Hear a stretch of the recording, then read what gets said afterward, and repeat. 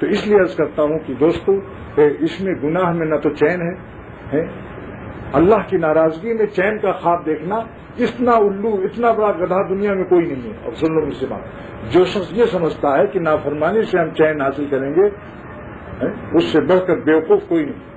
مالک کو ناراض کر کے کیسے غالباً اذانیں شروع ہو گئی۔ اچھا اب سوال دیکھیے، میں بہت اب مضمون کو ابھی تک تو میں نے تمہید بیان کی کہ جن یہ چیزیں ہمارے اپنی طبیعت کے غلام نہ بنیے، اللہ کے غلام بنیے۔ طبیعت کی روح زور پر ہے تو رک، اگر طبیعت کا تقاضا شدید ہو رہا ہے، کسی حسن کی طرف میلان ہو رہا ہے تو طبیعت کے سیلاب آ جائے تو فوراً رک جاؤ۔ طبیعت کی روح زور پر ہے تو رک، نہیں تو یہ سر سے گزر جائے گی۔ ذرا دیر کو تو ہٹا لے خیال، یہ ندی چڑھی ہے اتر جائے گی۔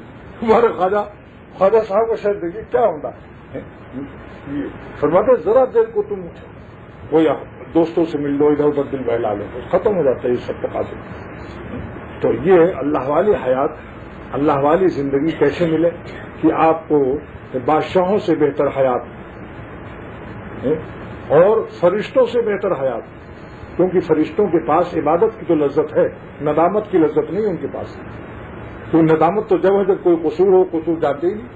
لہذا مولانا شاہ محمد احمد صاحب الہ آبادی پرتاپ گڑھی کا شعر ہے کہ کبھی طاعتوں کا سرور ہے، کبھی طاعتوں کا سرور ہے، کبھی طاعتوں کا سرور ہے، کبھی اعتراف قصور ہے ملک کو جس کی نہیں خبر، وہ حضور میرا حضور ہے۔ کیا سمجھے؟ اللہ والے ہیں، ان کو کبھی تو نیکیوں سے مست ہیں اور کبھی خطاؤں پر رو رہے ہیں، ندامت کی راہوں سے۔ بس اب اس کا علاج ایسی زندگی اہل اللہ کی کیسی ملے کہ ہم دنیا میں بھی چین سے رہیں اور یہ نعمتیں ہمارے لیے صحیح معنوں میں باعث سکون و لذت بن جائیں۔ پہلی آیت تلاوت کی تھی اہل اللہ سے تعلق، جس کو معاذمی نے فرمایا کہ ایک کانٹا رو رہا تھا، آخر میں گریست کیا ہے کوش خلق، ایک کانٹا رو رہا تھا کہ اے چھپانے والے مخلوق کے، مجھے کیا حال ہوگا، مجھے تو آپ نے کانٹا پیدا کیا، میری ستاری کیسے ہوگی؟ شد مستجاب دعوت و گلزار شد، اس کی دعا قبول کی گئی اور اس پر پھول پیدا کر دیا اللہ نے۔ معاذمی فرماتے ہیں اسی طرح سے تم اگر کانٹے ہو، نالائق ہو، اللہ والے پھول ہیں، ان کے ساتھ لگے رہو، ان کی دامن میں چھپے رہو، تمہارا عیب و پردہ پوشی ہو جائے گی، تمہاری پردہ پوشی ہو جائے گی۔ گیٹ آؤٹ نہیں کیا جاتا گلاب کا پھول، حالانکہ کانٹے ہوتے جو خالص کی کر، خالص ببول، خالص کے کر، خالص کانٹے، ان کو نکال کے جڑ سے پھینک دیتا ہے۔ لہذا اہل اللہ سے جو ملے جلے لوگ محروم نہیں رہیں گے انشاءاللہ تعالی۔ ابن حجر اسقلانی رحمۃ اللہ علیہ نے جنہوں نے بخاری کی 14 جلدوں میں شرح لکھی، فرماتے ہیں ان جلیسہم، اللہ والوں کے پاس بیٹھنے والے، لا اشقا، کبھی بدبخت ہو ہی نہیں سکتے، ان کی شقاوت کو اللہ سعادت سے بدل دیتے ہیں۔ ان جلیسہم یندرج معہم، ان کے ساتھ مندرج ہو جاتے ہیں اسی رجسٹر میں، جہاں ان کا نام ہوتا ہے وہیں خاتم و غلام بھی درج ہو جائیں گے۔ ان جلیسہم یندرج معہم فی جمیع ما یتفضل اللہ علیہم، جو کچھ ان پر فضل ہوگا خاتموں پر بھی ہو جائے گا۔ کیوں؟ اکرام لہم، یا اولیاء اللہ کا اکرام ہے، ان کے غلاموں کو محروم نہیں رکھا جائے گا۔ تو ایک تو اہل اللہ کی صحبت ہے، اور جتنا زیادہ ہو سکے، جمعہ والی نہیں۔ علامہ آلوسی نے صاحب کی تفسیر میں لکھا ہے کہ اتنے زیادہ رہو، واز سن لیا، کبھی مجلس میں آ گئے، کچھ دن بستر لگاؤ خانقاہوں میں، کم سے کم ایک چلہ 40 دن کسی خانقاہ میں بستر لگا لو اور خانقاہ سے باہر نہ نکلیے، پان وان بھی کھانے نہ جائیے، باہر منگوا لیجیے، بس خانقاہ کو حدود میں رہ جائیے۔ ساری زندگی کے لیے کہتا ہوں، زندگی بن جائے گی انشاءاللہ تعالی، صرف 40 دن، جبکہ آپ بیماری میں تجارتی کاموں کے لیے، ابھی ڈاکٹر کہتے ہیں آپ کے پھیپھڑے میں تھوڑا سا کینسر ہے اور مریض شملہ کے لیے جائیے، تو بمبئی والے بھاگیں گے شملہ، 40 دن کے لیے وقت مل جائے گا؟ نہیں مل جائے گا۔ بیوی بھی زیور بیچے گی کہ بھائی جاؤ تو چھوڑو، 40 دن اپنی زندگی میں کسی اللہ والے کو دے دو، اس کی خانقاہ میں ٹھہر جاؤ جس سے مناسبت ہو، خون کا گروپ بھی پہلے دیکھ لو، ورنہ خون کا گروپ محمد علی کے لیں گے، ہمارا چاہو، میں بین الاقوامی انٹرنیشنل مشہور شخصیت ہوں، لیکن وہ اس کا خون آپ کو نہیں رہا سارا، ڈاکٹر کہے گا ہمیں انٹرنیشنل شہرت نہیں چاہیے، ہمیں تو یہ چاہیے اس کا خون مل جائے، چاہے وہ قصائی اور اس کا وہ سبزی بیچنے والے کا، لہذا جس اہل اللہ سے مربی دینی جو ہیں جن سے مناسبت ہو ان کے یہاں 40 دن رہ جاؤ. انشاءاللہ تعالیٰ 40 دن رہنے سے آپ کے قلب و جاں آہستہ آہستہ اخذ کر لیں گے. کسی درجے میں نسبت ہوگی. دو تربیت اصلاح کے لیے ساری زندگی چاہیے، لیکن ایک تعلق ایسا قائم ہو جائے گا اللہ سے کہ جس سے اسٹرکچر آپ کا بن جائے گا اللہ کی محبت کا. آپ ڈسٹمبر لگاتے رہیے، رنگ روغن ساری زندگی کرنا پڑے گا، لیکن اللہ کی محبت کا اسٹرکچر 40 دن میں تیار ہو جاتا ہے اہل اللہ کی صحبت سے. اور یہ حکیم الامت کا ارشاد ہے. ورنہ پہلے زمانے میں 2 سال، اس کے بعد مولانا حاجی امداد اللہ صاحب رحمۃ اللہ علیہ نے 6 مہینہ کیا، اور اب اشرف یہ 40 دن کہتا، کیونکہ اب لوگوں کی قوتیں کمزور ہیں، وقت نہیں ملتا، لہذا 40 دن میں کسی خانقاہ میں بستر ڈالو. انشاءاللہ اس کی برکات آپ محسوس کریں گے. ایک حیات آ جائے گی. باقی بڑھتا رہے گا، بچہ تو پیدا ہو جائے، اس کے بعد بڑھتا رہے گا، 15 سال تک بالغ ہوتا رہے گا آہستہ آہستہ، لیکن کم سے کم ایمانی حیات تو مل جائے گی. پھر اپنا ذکر پوچھ لو. اور ایک بات اور بتاؤ، بعض لوگ بزرگوں کے پاس بیٹھ کر بڑے باعزت مستامی بابا فرید اتار بن جاتے ہیں، کیونکہ گرمی ایمان کی پیدا ہو جاتی ہے تو سمجھتے بس سب کچھ پا گئے. حکیم علم فرماتے ہیں یہ پانا نہیں ہے اصلی، یہ تو ایسی جیسے آگ جل رہی ہو، سردی میں کانپ رہے تھے آپ نے سینک لیا، جب الگ جاؤ گے پھر ٹھنڈے ہو جاؤ گے، کانپنے لگو گے. ان سے کچھ کشتہ کھا لو. حکیم اجمل خان مرحوم دہلی میں سخت سردیوں میں تہجد کے بعد پورے دہلی کا سفر ٹانگے پر بیٹھ کر ٹہلتے تھے، اور وہ ململ پہنے ہوئے، سخت سردی، اور دوسرے کمبلوں میں کانپ رہے ہیں. فرمایا کہ وجہ کیا تھی کہ وہ کشتہ کھاتے. ورنہ اللہ والوں کے پاس جب رہو تو وقتی گرمی پر اعتماد سارا نہ کرو، ان سے کوئی کشتہ بھی مانگ لو، یعنی اللہ کا ذکر سیکھ لو، تاکہ اپنے گھروں پر وہ کشتہ کھاتے رہو. تو شیخ کب تک گرمی پہنچائے گا، پاس رہے گا بھائی. شیخ کہاں آخر کوئی کسی کا شیخ ہردوئی نہیں ہے، کسی کا کہیں. تو جب اللہ والوں کے پاس رہو 40 دن تو سکھائی کرو تاکہ اسٹرکچر تیار ہو جائے. دسمبر کے لیے ان سے کچھ مانگ لو، اللہ کرتے رہو انشاءاللہ. جو اور ان کو خط کتابت سے ہر مہینہ ایک خط اپنے لیے لازم کر لو. اگر ناگاہ ہو اتنے دن 5 روپیہ خیرات کرو، 10 دن ناگاہ کیا 50 روپیہ خیرات کرو اپنے دن. ہر مہینہ خط بھیجو، آدھی ملاقات ہے. اور کم کو لوگ کہتے ہیں کیا کچھ سمجھ نہیں آتا کیا لکھوں، یہی لکھ دو، کچھ سمجھ نہیں آتا کیا لکھوں. ایک سامنے کا کیا لکھوں، میرا تو کوئی حال ہی نہیں، پر بے حال ہونا بھی ایک حال ہے، یہی لکھ دو. آج کل کوئی حال نہیں. کم سے کم دعا کی درخواست تو ختم کر دو گے. دعا کی درخواست کہ حضرت دعا کیجیے، کیا اللہ والوں کی دعا معمولی ہے؟ اگر آپ نے خط میں 2-4 روپے کی ٹکٹ لگا کر بھیج دیے اور یہی لکھ دیا کہ حضرت میرا کوئی حال نہیں ہے، آپ سے دعا کی درخواست ہے کہ اللہ اپنے محبت کی تکمیل فرمائے، ہماری اصلاح کر دے، تو انہوں نے اگر لکھ دیا کہ دعا کرتا ہوں دل و جان سے، یہ تحریری دعا جب تک خط رہے گا، شاید چاہے انتقال بھی کر دے، یہ خط جب تک رہے گا اللہ کی طرف سے رحمت نازل ہوتی رہے گی، کیونکہ اللہ والے قلم سے چلتے ہیں.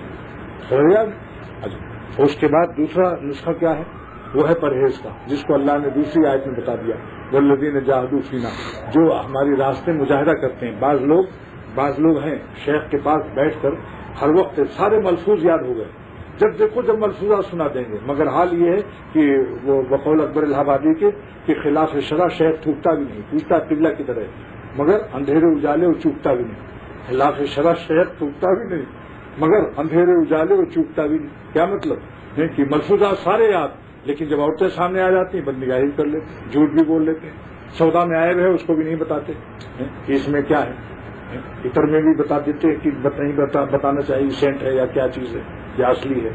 ہر شخص کو اپنی چیز کو صحیح بتا دینا چاہیے، یہ نہ کہیں بالکل اصلی سے، ورنہ تجارت بھی حرام ہو جاتی ہے اگر عیب نہ بتائے. دیکھو خواجہ صاحب رحمۃ اللہ علیہ کا مرغا کاٹتا تھا، لکھنؤ میں تھے ڈپٹی کلکٹر، مرغا کاٹتا تھا. خواجہ صاحب نے چپراسی کو بھیجا کہ اس کو بیچ دو، یہ کسی بچے کو کاٹ لے گا. پھر تھوڑی دیر دوڑے، یہاں ہو. قیامت کے دن اللہ مجھ سے پوچھے گا کہ تم نے مرغا بیچا تھا، عیب بتایا تھا یا نہیں. میں کہوں گا میں نے چپراسی بھیجا تھا، تو اللہ تعالیٰ کی پکڑ سے نہیں بچ سکتا. ہو سکتا ہے چپراسی نہ کہے، اس کے قلب میں اتنا خوف نہ ہو، لہذا خود مرغا بغل میں دبایا. ایک حکیم الامت کی صحبت کا صدقہ، ایک اہل اللہ کی صحبت کا صدقہ یہ ملا کہ اتنا بڑا ڈپٹی کلکٹر لکھنؤ میں لگا ہوا، اس زمانے کا، انگریزوں کے زمانے کا، اور اس بغل میں مرغا لے کر اور جا رہا ہے نخاس کونے پر بیٹھ کر فٹ پاتھ پر اور مرغا بیچ رہا ہے.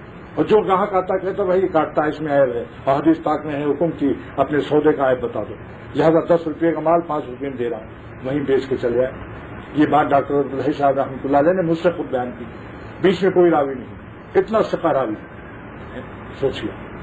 اس لیے ایمان اور یقین بن جائے گا، لیکن یہ مجاہدے سے. جہاں اہل اللہ کی صحبت ضروری ہے وہاں مجاہدہ بھی ضروری ہے. بعض لوگ اسی سے گھبراتے ہیں, کہتے ہیں اللہ والوں کو دیکھنے سے مزہ آتا ہے, ذکر میں بھی مزہ آتا ہے, لیکن گناہ چھوڑنے سے بہت تکلیف ہوتی ہے. ان لوگوں کو اپنے تنہائی میں بیٹھ کر 10 جوتا روزانہ کھوپڑی پر لگائیں. کس منہ سے تم دعویٰ کرتے ہو اللہ کی محبت کا, اور اس کی راہ میں تھوڑی سی تکلیف بھی برداشت نہیں کرنا چاہتے ہو؟ ارے جان بھی دے دو تو بھی کم ہے. مان لو نظر بچانے میں جان چلی جائے, گناہ چھوڑنے میں زیادہ سے زیادہ جان ہی تو چلی جائے گی. لیٹ جاؤ بخار چڑھائے اس غم میں, تیار ہو جاؤ مرنے کے لیے. جب جان کی بازی لگاؤ گے تو پھر راضی ہو جاؤ گے تھوڑے مجاہدے کے لیے. بقول عربی مقولے کے خود بالموت حتی یرضا بالحمام, بخار موت سے پکڑو بخار پر راضی ہو جائے. اپنے نفس کو موت سے پکڑو کہ اے نفس اس کو خدا کے راستے میں جان دینا ہے, بدنگاہی سے بچنا ہے, ہر گناہ سے بچنا ہے, عورتوں کو نہیں دیکھنا ہے چاہے کتنی حسین ہو. اور اگر تم مر بھی جائے تو میں تجھے موت, ایسی موت کو میں پیشگی مبارکباد پیش کرتا ہوں کہ تو شہادت. مولانا تھانوی رحمۃ اللہ فرماتے ہیں جو لوگ اپنی نظروں کی حفاظت کرتے ہیں, گناہ سے بچتے ہیں, دل پر غم اٹھاتے ہیں اور خواہشات کا خون کرتے ہیں ناجائز, یہ قیامت کے دن شہیدوں کے ساتھ اٹھائے جائیں گے. دیکھ لو تفسیر بیان قرآن, کیونکہ یہ شہادت باطنی ہے. ان کی گردن کو دنیا نے دیکھا کرتے ہوئے, اور ہر وقت جو آرزو کا ناجائز آرزو کا خون کر رہا ہے یہ شہادت باطنی معنوی ہے. اس کا نام حضرت نے لکھا شہادت باطنی معنوی ہے, اور وہ شہادت ظاہری ہے. اور یہ جہاد اکبر کا مقتول ہے, وہ جہاد اصغر کا, کافر کی تلوار سے مر گیا, جہاد اصغر ہے, جہاد اصغر کا شہید ہے, یہ جہاد اکبر کا شہید ہے. اس لیے عرض کرتا ہوں کہ یہ والذین جاہدوا فینا, مجاہدہ کی 4 قسم بیان کر دی. نمبر 1 الذین, مجاہدہ کہتے ہیں مشقت کو اختیار کرنا. الذین اختاروا المشقۃ فی ابتغاء مرضاتنا, جو بندے مجھ کو راضی کرنے کے لیے مشقت و تکلیف کو اٹھاتے ہیں. ظاہر بات ہے آپ داڑھی رکھیں 10 آدمی آپ کو کریں گے, لیکن صحابہ کو جب کہا گیا کہ بہت بڑی فوج کافروں کی آ رہی ہے تو کیا ہوا, فزادہم ایمانا, ان کا ایمان اور بڑھ گیا. یہ نہیں بیوی نے کہا کیا داڑھی, تم تو بالکل بڈھے سے معلوم ہو, ڈر کے مارے کر دی, بہت سے ایسے کر دیتے ہیں. لیکن سوچو کہ ایمان اور زیادہ ہونا چاہیے. اگر تم کو لوگ ڈرائیں تو فزادہم ایمانا, اور وقالوا حسبنا اللہ ونعم الوکیل, اور میں اللہ کو راضی کرنا. ان سے پوچھو جو لوگ داڑھی پر ہنسیں, کیا قبر میں اترو گے؟ بیوی اگر کہتی ہے تمہارے بال گھڑتے ہیں, قبر میں اترے گی تو قیامت کے دن کام آئے گی. اور پھر اللہ تعالیٰ نے مجھے پیدا کیا, اس کا سب سے زیادہ حق ہے ہمارے اوپر. جس نے ہمارے گال پیدا کیے ہیں, اگر چاہے تو کینسر پیدا ہو جائے. میرے ایک عزیز تھے, انہوں نے داڑھی منڈاتے تھے, بس ایک مسا نکلا, اس کے بعد انہوں نے اس کو بھی کاٹ دیا, پھر کینسر پیدا ہوا. ایک اسٹاک پس سارے گال سب وہ ختم, خود بخود داڑھی رکھ لی. یہ کیا مجبوری کی داڑھی سے پہلے داڑھی رکھ لی. میں تو پڑھتا تھا جب میرے اسکول میں, تو ایک ظالم نے عجیب معاملہ کیا. جب بیمار ہو گیا, گال پچک گیا, تو داڑھی رکھ لی, گال بھر گیا. اور جب اس کے گال موٹے ہو گئے, پھول گئے, تو داڑھی مٹا دی. میں نے کہا اس نے عجیب داڑھی کا مقصد بنایا. داڑھی کا مقصد گالوں کو پھلانا. جب پچک گیا بیماری سے تو یہ کہ اللہ کے لیے رکھو. حضور صلی اللہ تعالی وسلم کا حکم پاک بخاری کی حدیث سمجھ کر رکھو کہ واف اللہ, بڑھاؤ داڑھیوں کو. نبی کے فرمان کو دیکھو, عالی فرمان عالی شان. انشاءاللہ تعالی اس سے آپ کو اور زیادہ قلب میں اطمینان سکون ملے گا. اور خصوصاً بھائی جن کے بال سفید ہو گئے, ان کو تو اعلان کی گھنٹی بج گئی ان کی خطرے کی. کیوں مہاراجی فرماتے ہیں جب کھیتی پک جاتی ہے تو پھر کھیت میں نہیں رکھی جاتی, وہ اس کو کاٹ کر کھلیان میں لاتے ہیں. لہذا جن کے بال سفید ہونے شروع ہو گئے, گویا کہ ان کی زندگی کھیتی پک چکی ہے. کسی وقت حضرت علیہ السلام تراتی لے کر وہ ہسوا کٹائی شروع کر دی. اس لیے بھائی تیاری کر لو. اور فرمایا کہ اگر بڈھوں کو کسی نے نہ دیکھا ہو, چند بڈھوں کی کھوپڑی پر سفید بال کسی نے نہ دیکھا ہو, تو روئی کا کھیت جا کر دیکھ لو. روئی کا کھیت وہ جب کھل جاتے ہیں, ہر سفید سفید سفید سفید رہا. جہاں 10 بجے بیٹھتے ہو تو ان کا نہ سمجھ میں آئے تو دیکھو روئی کا کھیت دیکھ جا کے. تو اس کی والذین جاہدوا فینا, ہم چاہتے ہیں آپ کو اور مجھ کو اللہ کے راہ میں مجاہدے کی حقیقت تو معلوم ہو جائے گی. مقصد کیا ہے؟ نمبر 1 کیا ہے؟ الذین اختاروا المشقۃ فی ابتغاء مرضاتنا, جو لوگ ہم کو خوش کرنے کے لیے, اللہ پاک فرماتے ہیں ہم کو خوش کرنے کے لیے مشقت کو اختیار کرتے ہیں. سوچ رہے ہیں کہ نہیں؟ غور سے سنو اس بات کو. یہ حج پر حج ہم لوگ کر رہے ہیں, لیکن جب اپنے ملکوں میں چلے تو اس پر اللہ ہم سب کو عمل کی. یہاں توفیق مانگ لے خدا سے کہ اے اللہ اپنی جان, اپنی راہ میں جان کی بازی لگانے کی توفیق دے, میری جان سے زیادہ اپنی محبت مجھے دے. تو الذین اختاروا المشقۃ فی ابتغاء مرضاتنا, اللہ پاک تفسیر اس کی بیان کرتے ہیں مفسرین کہ اللہ پاک فرما رہے ہیں اپنے بندوں سے کہ دیکھو ہمیں راضی کرنے کے لیے مشقت کو اختیار کرو. نمبر 2 کیا ہے؟ الذین اختاروا المشقۃ فی نصرۃ دیننا, ایسا نمبر 2 تفسیر الذین اختاروا المشقۃ فی نصرۃ دیننا، جو ہماری دین کی نصرت میں مشقت اختیار کرتے ہیں، دین پھیلاتے ہیں، دین کو پھیلانے کی راہیں پوچھتے ہیں علماء سے، کوئی کتاب وغیرہ چھاپنی ہو تو چھاپو، اس میں اس کو کیا ملا مصنف کو؟ یہ تو جب وہ تم سے کاپی رائٹ مانگ رہا ہو، جب اپنے قلب و جگر کے خون سے لکھتا ہے مصنف، اس لیے علماء کی دعوات کی روشنی شہیدوں کے خون کے برابر لکھا ہے، مداد العلماء قدم الشہداء، علامہ جلال الدین سیوطی رحمۃ اللہ نے جامع صغیر میں لکھا ہے، وہ قلب و جگر کا خون صرف کرتے ہیں بھائی، لہذا جس طریقے سے وہ اللہ کے دین کی نصرت کی جائے، پھیلاؤ خود ہی اللہ والے بن کر اور حلوے اڑاؤ دوسری ساری مخلوق ہو، یہ بھی محبت کی کمی ہے۔ محبت کی وہ چیز ہے، ایک ساس سے بہو نے کہا کہ اماں جب مجھے بچہ پیدا ہو تو جگا دینا۔ ساس نے کہا بیٹی جب تجھے بچہ نکلے گا تو سارے محلے بھر کو جگائے گی، تو اس کو جگانا پڑے گا نہیں، ایسا درد اٹھے گا۔ حضرت تھانوی فرماتے ہیں اللہ کی محبت کا ایسا درد اٹھنا چاہیے کہ خود جاگو مت بلکہ جگاؤ بھی۔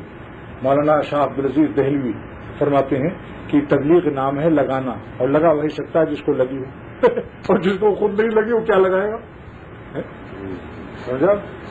تیسری تفسیر یہ ہے الذین اختاروا المشقۃ فی امتثال اوامرنا، جو ہمارے اوامر احکام کو بجا لاتے ہیں، رکھنے سے پیجامہ اوپر کرنے کا حکم، داڑھی رکھنے کا حکم، بس ہو گیا، اتنا پرچہ آسان، سر سے پیر تک ہو گیا مولانا، تب بھی ایک مٹھی داڑھی رکھ لی تینوں طرف سے، بس پیجامہ لنگی ٹپنے سے اوپر کر لی، مونچھوں کو زیادہ یہ کنارہ اگر چھپ رہا ہے تو اس کو پیچھے کر لوں، مونچھوں کو باریک کر لوں، یہ کنارہ چھپانا مکروہ تحریمی اقرب الی الحرام ہے، یہ کنارہ، یہاں تک کہ قربانی کے زمانے میں بھی سوائے احرام کے، قربانی کے زمانے میں اگر بڑھ جائے تو بھی فقہ کہتے ہیں اس کو تھوڑا سا پیچھے کر دو، کیونکہ یہ حرام ہے اور سنت وہ ہے، یعنی بال کاٹنا وہ نہ کاٹنا سنت ہے، سنت و حرام میں تقابل ہو رہا۔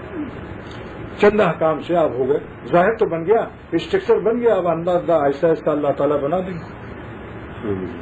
تو 3 تفسیریں آپ نے سن لی، نمبر 1 الذین اختاروا المشقۃ فی ابتغاء مرضاتنا، نمبر 2 الذین اختاروا المشقۃ فی نصرت دیننا، نمبر 3 الذین اختاروا المشقۃ فی امتثال اوامرنا۔ اب نمبر 4 سن لو، یہ بڑی مشکل والا ہے، اور یہی ہے معیار، جس نے یہ نہیں کیا وہ ولی اللہ نہیں ہو سکتا، جیسا شیخ بار بار فرما رہے ہیں۔ وہ کیا ہے؟ الذین اختاروا المشقۃ فی الانتہاء عن مناہینا، جو میری منع کی ہوئی باتوں سے اپنے کو نفس کو روک کر کے اور سارے غم اٹھا لیتے ہیں۔ دوستو مجھے پتا ہے بہت سے میرے ایسے دوست ہیں جو حسن پرستی کا اتنا شدید مرض ہے کہ وہ کہتے ہیں جب کوئی حسین نظر آ جاتا ہے تو دل تڑپ پاگل ہو جاتا ہے، ایک نظر دیکھ لوں، ممکن ہے اس میں کوئی خاص نقطہ ہو، وہ نقطے ہی تلاش کرنے میں رہتے ہیں۔ تو میں نے ان سے کہا کہ دیکھو اگر نقطہ نہ تلاش کرو، اول تو تلاش کرنے سے ملے گا نہیں، اور دل پاگل پریشان ہوگا۔ نظر بچانے کی مصیبت 3 منٹ ہے، اور دیکھ لینے سے 3 دن 3 رات پریشانی رہتی ہے، اس لیے تعزیت 3 دن مسنون ہے، تعزیت جو ہے 3 دن مسنون ہے، ہو گئے غمی منانا۔ تو نظر کو اگر خراب کر لیا تو 3 روز تک پریشان تڑپتے رہو گے، اور اگر نظر بچا لیا پتہ ہی نہیں چلا کیا تھا نقطہ، جب نقطے کا پتہ نہیں چلا تو پریشانی نہیں ہوتی، نظر نیچے کی آگے بڑھ گئے، ختم ہو گئی بات۔ لیکن اس پر ایک بہت ہی خاص بات عرض کر رہا ہوں جو اس فقیر سے سن کر آپ بہت مزہ پائیں گے، اور یہ ہمارے بزرگوں کی دعاؤں کا صدقہ ہے کہ جو ہمارے پاکستان میں جہاں زلزلہ آتا ہے تو حکومت اعلان کر دیتی ہے کہ یہ آفت زدہ علاقے ہیں، ان کا سب مالگزاری ٹیکس معاف، اور جن کے کھڑکی دروازے ٹوٹ گئے ہیں وہ حکومت اس کی تعمیر کرائے گی، جو نظر بچا کر جن کے دل پر زلزلہ ریکارڈ ہوتا ہے، دل پر دھچکا لگتا ہے، حل میں پریشانی ہوتی ہے نہیں، وہ جب نظر بچاتا ہے کوئی حسینوں سے تو دل پر زلزلہ آتا ہے نہیں، ہر شخص کے مزاج کے لحاظ سے الگ الگ زلزلے آتے ہیں، کسی پر 1.5 کسی کا 5 کسی کا جیسا جس کو مزاج ہے، لیکن یہ زلزلے سے دل کی تار ٹوٹ جاتے ہیں، دل ہل جاتا ہے، اللہ تعالیٰ اس کی تعمیر کرتے ہیں حلاوت ایمان سے۔ اس کا مٹیریل تو بھی تو دیکھو، حکومت تو سیمنٹ بھیج دے گی، لیکن اللہ تعالیٰ فرماتے ہیں ہم اپنی محبت کی مٹھاس کی شیرینی اور چاشنی سے اس کی تعمیر کرتے ہیں تمہارے قلب کی۔ اس لیے میرا ایک شعر یاد آیا اردو کا، تیرے ہاتھ سے زیر تعمیر ہوں میں، سنو، تیرے ہاتھ سے زیر تعمیر ہوں میں، مبارک مجھے میری ویرانیاں ہیں۔ خواہشات کی ویرانی تو ہوئی لیکن آپ تعمیر فرما رہے ہیں، تیرے ہاتھ سے زیر تعمیر ہوں میں، مبارک مجھے میری ویرانیاں ہیں، جس تباہی کے بعد اللہ تعالیٰ اس کی تعمیر فرمائے. دوستو مبارک ہے. آج دیکھو شاہ فہد اگر مدینہ منورہ کے حرم کی توسیع میں ایک مکان گراتے ہیں 1 لاکھ میں اس کا ریال کا تو 10-20 لاکھ دے دیتے ہیں بے شمار. اللہ تعالیٰ تو کریم ہے. یہ تو دنیاوی کریموں سے پالا پڑا. اللہ جو اپنی خواہشات کا خون کرتا ہے اللہ تعالیٰ اسے اتنا دیتے ہیں کہ اپنے قلب میں ساری دنیا کے حسینوں کا رس بلکہ جنت کی حوروں کو بھی پا جاتا ہے اسی وقت. کیونکہ اللہ تعالیٰ کا وعدہ ہے کہ میں اس کو حلاوت ایمانی دیتا ہوں. ان کی ایمانی حلاوت کی معنی کیا ہے پھر کسی وقت بیان کروں گا کہ جس کو اللہ تعالیٰ اپنی ایمان کی حلاوت عطا کرتا ہے تو یہ حلاوت کی تفسیر اور شرح انشاءاللہ کسی اور وقت میں بیان کروں گا کہ کیا کیا علامات اس پر پیدا ہوتی ہیں کیا کہ پتہ چلے کہ اس کے قلب کو حلاوت حاصل ہے یا نہیں. محدثین کے شروع حوالے سے مدلل بیان کروں گا انشاءاللہ. 5 علامتیں ظاہر ہوتی ہیں جس کو حلاوت ایمانی نصیب ہوتی ہے لیکن آج نہیں. اس کو پھر کبھی اللہ موقع دے دے گا تو وعدہ تو ہمارا مشروط ہے کہ موقع مل جائے گا تو انشاءاللہ اچھا اب آگے سنیے. والذین جاہدوا فینا لنہدینہم سبلنا.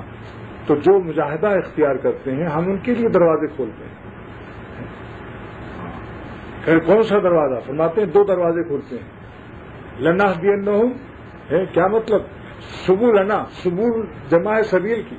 میں ایک دروازہ اس کو نہیں کھولتا بے شمار دروازوں سے اسے بلاتا ہوں. بے شمار دروازوں سے اسے بلاتا ہوں. ہر گنے منہ سے میرے اس نے پکارا مجھ کو. ہر گنے منہ سے میرے اس نے پکارا مجھ کو. ہر بال سے اللہ پکارتا کہ ارے بندے میرے میں ہم تمہارے تم ہمارے ہو چکے. دونوں جانب سے اشارے ہو چکے. ہر گنے منہ سے میرے اس نے پکارا مجھ کو. ہماتن ہستی خوابیدہ میری جاگ اٹھی. ہماتن ہستی خوابیدہ سوئی ہوئی زندگی غفلت کی ماری ہوئی. ہماتن ہستی خوابیدہ میری جاگ اٹھی. ہر گنے منہ سے میرے اس نے پکارا مجھ کو. تو سبلنا سبل یعنی کیا مطلب؟ 2 راستے. سبل الوصول الینا سبل السیر الینا. پہلے تو میں سیر اللہ دیتا ہوں کہ میری ذات تک پہنچ جاتا ہے. پھر سبل الوصول الی جنابنا اپنے بارگاہ میں کے اندر بھی داخلہ دے دیتا ہوں. درباری بن جاتا ہے بندہ اللہ کا خاص بندہ. 2 جملے سے تفسیر کی علامہ علوسی رحمۃ اللہ علیہ تفسیر المعانی یعنی سبل السیر الینا و سبل الوصول الی جنابنا یعنی سیر اللہ بھی اور وصول اللہ واصل باللہ ہو گیا. وَإِنَّ اللَّهَ لَمَعَ الْمُحْسِنِينَ. اور اللہ تعالیٰ ایسے مخلص بندوں کے ساتھ ہیں. محسنین کے ترجمہ مخلصین کیا. یہ ہے اخلاص والے.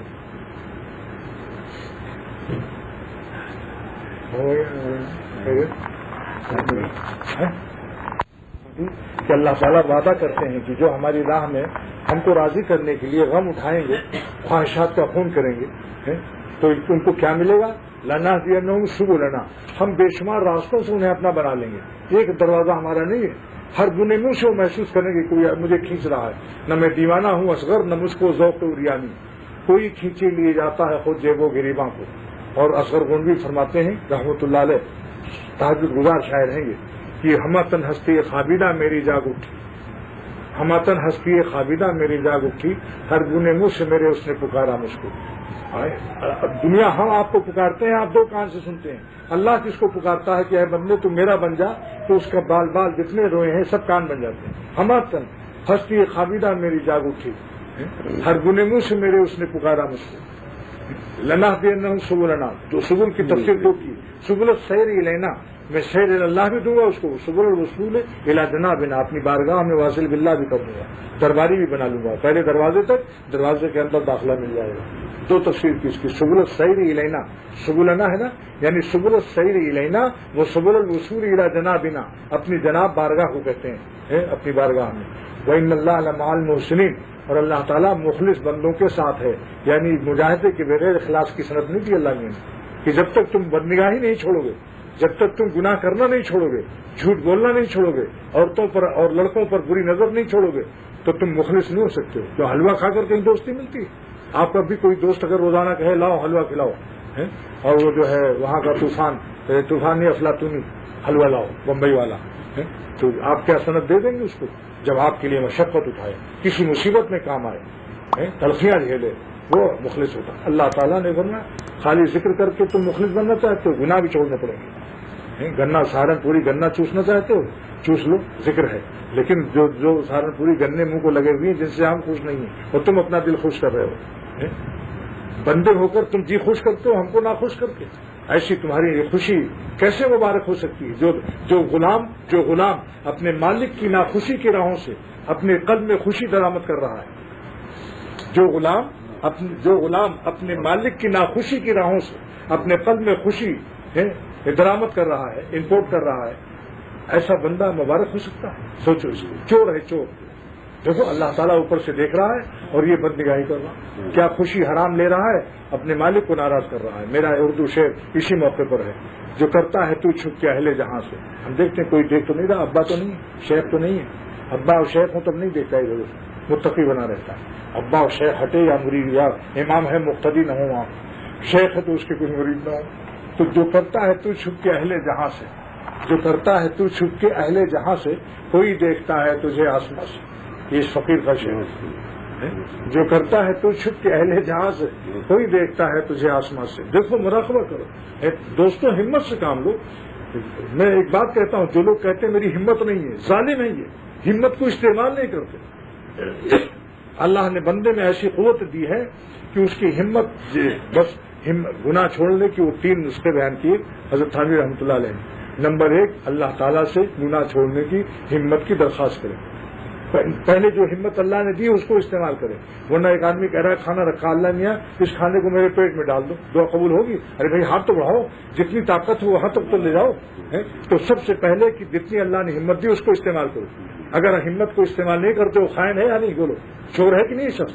ہمت جو موجود اللہ نے دی اس کو استعمال کرو۔ نمبر 2، اللہ تعالیٰ سے ہمت کی درخواست کرو۔ نمبر 3، خاصان خدا اور اللہ والوں سے ہمت کے لیے دعا کراؤ۔ 3 بات یہ حضرت تھانوی رحمۃ اللہ نے لکھا ہے، 3 بات گناہ چھوڑنے کا 3 نسخہ۔ نمبر 1، جو اللہ نے ہمت دی اس کو استعمال کرو، پھر خدا تعالیٰ سے 2 رکعت پڑھ کر دعا کرو کہ اللہ ہم کو توفیق دے دے سب گناہ چھوڑنے۔ نمبر 3، کبھی کبھی اللہ والوں سے خاصان خدا سے دعا کے لیے درخواست کرو، کیونکہ اسرع الاجابہ ہے۔ جب کوئی غائب بھائی کے لیے دعا کرتا ہے اسرع الاجابہ ہے، جلد دعا قبول ہوتی ہے۔ ان اللہ لمع المحسنین، اللہ حکیم الامت نے ترجمہ کیا ہے، اللہ ایسے مخلص بندوں کے ساتھ ہے۔ دیکھا اخلاص کی صنعت کم ملی مجاہدے کے بعد، اس لیے ہم بھی دوست اسی کو سمجھتے ہیں جو مصیبت میں محنت ہوا کام آئے۔ یہ کیا حلوہ انڈا روزانہ کھائے اور بنا ہوا ہے دوست؟ بس یہ باتیں تھیں، اب دعا کر لیجیے اللہ تعالیٰ اس مینا کی مقدس سرزمین پر اور میرے شیخ کی تعمیل و ارشاد کی برکت سے اللہ اختر کو بھی اپنی ولایت کے لیے قبول فرما، اور میرے دوستوں کو سامعین کرام کے قلوب کو بھی اپنی رحمت سے اپنی ولایت و محبت و دوستی کے لیے قبول فرما۔ یا اللہ، حضرت ابراہیم علیہ السلام اور حضرت اسماعیل علیہ السلام نے اس سرزمین پر اپنی وفاداری کا ثبوت پیش کیا ہے۔ ان حضرات کی وفاداریوں کے صدقے میں ہم سب نالائقوں کو اور بے وفاؤں کو اپنی رحمت سے اپنی بندگی و غلامی کی وفاداری والی زندگی نصیب فرما دیجیے۔ اے اللہ، اپنی رحمت سے ہم سب کو تقویٰ کی حیات نصیب فرما دیجیے، گناہوں سے بچنے کی توفیق عطا فرما دیجیے، اپنے جذب سے اپنا بنا لیجیے۔